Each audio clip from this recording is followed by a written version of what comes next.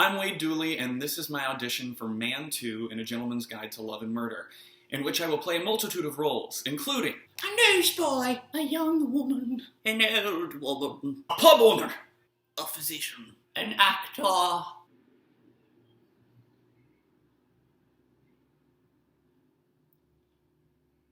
and Carol Channing. Raspberries. Oh, you guys don't need Carol Channing? Sorry. Thank you for watching. Here's to hoping I see you guys in person. I say you there! Hands off that sword! Put down that book! Isn't it enough we let you look? I hate to dash your futile little hopes, but you pay your sixpence and stay behind the ropes. I cringe when every cobbler or butcher or farmer comes touching my banisters, banging my armour. They finger every finial, they poke your cornerstone. Who'd want to be reminded of what they'll never own? Though my politics are purely democratical, I find the spaces frankly problematical. I don't understand the poor. I don't understand the poor. The lives they lead of want and need, I should think it would be a bore. It seems to be nothing but stubbornness. What's all the suffering for? To be so debased is in terrible taste. I don't understand the poor. I'm famished. What are we eating? Everything to drive you to an early grave. It can't be soon enough as long as you're living. You'd better hope I die before you. Otherwise, I shall feed your remains to the hounds. I'm counting on you having a prolonged illness. Every inch of you covered with leeches, and I shall savor the act of applying each of the leeches myself. Speaking of leeches, who the devil have you invited to sponge off of us this weekend? Miss Phoebe Dysquith and Mr. Montague Dysquith Navarro. Adelbert, you remember Miss Dysquith, of course. And which one are you? Phoebe, sister of the late Henry Dysquith. They're all named Henry. It's been far too long, my dear. I trust your trip was tolerable. Half the family's named Henry. Lack of imagination. Oh, quite, ma'am. With Mr. Navarro as my companion, it seemed to take no time at all. Mr. Navarro, I don't believe you met the Earl and his Countess, Lady Dysquith. So, you're the young ragger they're all talking about. I suppose your name is Henry, too? It's Montague. Oh, that's a first. You and I go sailing by, and no one will know where to find us. Unseen, unknown, peacefully alone, we're leaving the riffraff behind us.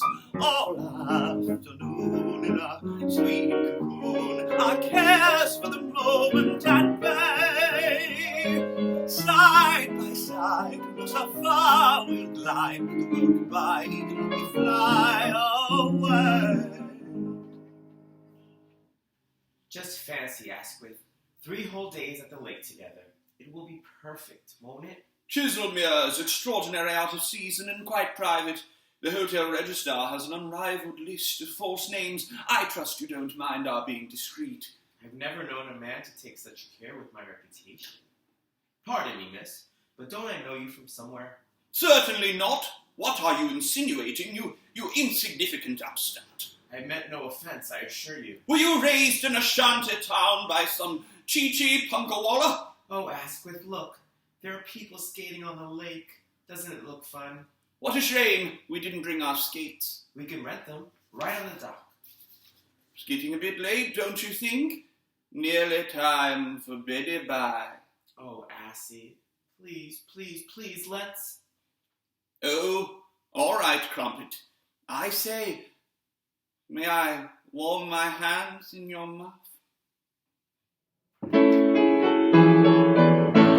That horrible blood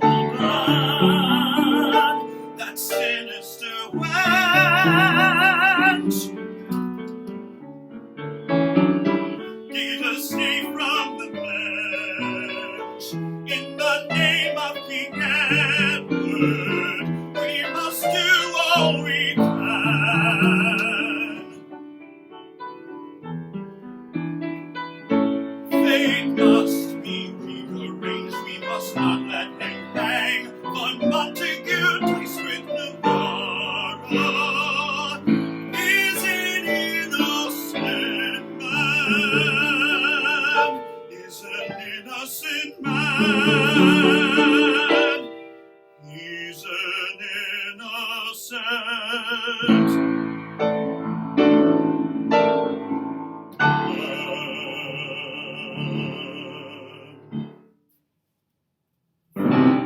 Monty Navarro, you know you don't belong in here. Monty Navarro, you're on a slippery slope.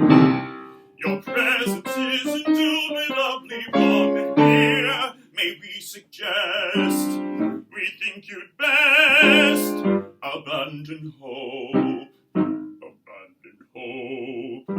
But go ahead and take the tour as long as you are here. Buy yourself a souvenir or two. And one thing more before you're out the door. Sabella will never marry you. Inspector, you're not going to believe who's come to see me, and quite in the nick of time. I was about to tell you the same thing. It seems Mrs. Navarro did it. Mrs. Holland. I've got evidence. It's quite convincing. Well, they can't both have done it. Dear Monty, Monty, darling, it was I who poisoned the Earl. it was time you took your rightful place. This is astonishing. She says she intercepted the letter. Before it was to be handed to Lord Navarro. We can't arrest one woman if we believe the other one guilty. The law won't allow it. No jury would convict. Reasonable doubt. Seems we're in a bit of a bind.